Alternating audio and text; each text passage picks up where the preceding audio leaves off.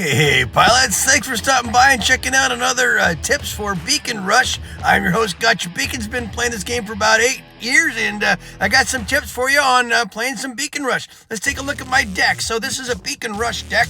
I've got a lot of different players on the field here for different positionings.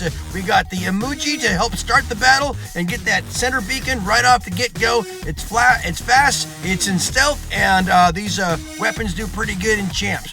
Then I've got the Raptor, similar type weapons. That's pretty much the quintessential layout for a Raptor. He's good for holding a beacon after you grab it. You also got a Skyros, which can do the same thing. Skyros is pretty mobile. These are all builds that can go pretty quick in a short distance and go and grab and hold a beacon. Here's another one here, the Ochikochi. I've been tempted to put a jump module on him as well, but again, he's just to race to a beacon, grab it, and hold it. And then here's my little ace in the hole, Diablo. He's my Loki, and he's really just about grabbing the beacons when necessary. Sometimes he'll even steal a battle away from the Reds. Hey, and then I've got my Luchador. Again, these are all designed to go quickly to another beacon and grab it and hold it. And that's what you need for Beacon Rush. That's the whole point of the battle. Yeah, let's hop into, we're going to do some, looks like Valley here. Obviously, I'm going to hop in my emoji. The idea is to go to the furthest neutral beacon, and in most cases, it's the center. I could have tried to go to that far one over there, too, to the right, but you know what? That's pretty tough to do. Now, here's the advantage of the emoji. I got the beacon, and if I start getting attacked, my ability kicks in, which allows me to weather whatever other Reds that are going to show up there. Now, they're going to keep coming. Yeah, you're going to get all sorts of different Reds coming in. This is Champ Leagues.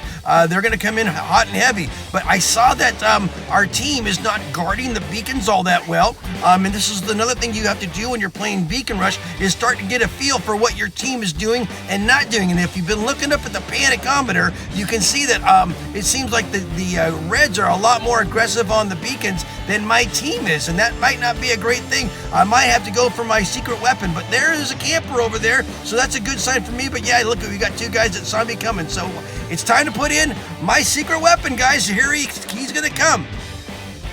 Look at that. It's a 4-to-1 beacon advantage, so let's just see disadvantage. Let's see what this guy can do, okay? Yeah, he's my Loki, and I call him Diablo. And he is a fixer. When your team is failing on beacons, this guy is the fixer. You know what? This is champs. And you think, well, champs, Lokis can't run in champs. Oh, yes, he can. What he can do with the jump module is get real quick in every direction. So I've got Roadhog and Adamant Roadhog. I've got a couple of turbo or nitros on him, so he goes real fast. And all he's doing right now is he's fixing a problem. The problem is my team ain't capping, and they're more worried about combat. Guys, this is Beacon Rush. You need to capture beacons first, then worry about combat. Now look what he's doing. Look at these. Look at the advantage he's creating. We were at a 4-to-1 beacon disadvantage. You see the tempo of the beacons right now. You see what's happening. Now, a couple of things that you need to know about Lokis. First off, unless they're running quantum radar, they ain't gonna tag him. Number one, look at the beacon count now, guys. It's a 5 cap. That's right. That's what this little guy just got through doing in a very short amount of time. Now, there's the downside. The downside is I ain't doing any damage right now. The downside is I ain't getting any honor points. But the upside is I am helping to win a beacon battle. I got right back here because I know that eventually that Rook was going to step out of the circle, because they always do. They always go rush off for damage. And here you go, guys. We got a 4-capper. The game is ours. You see how little Diablo here?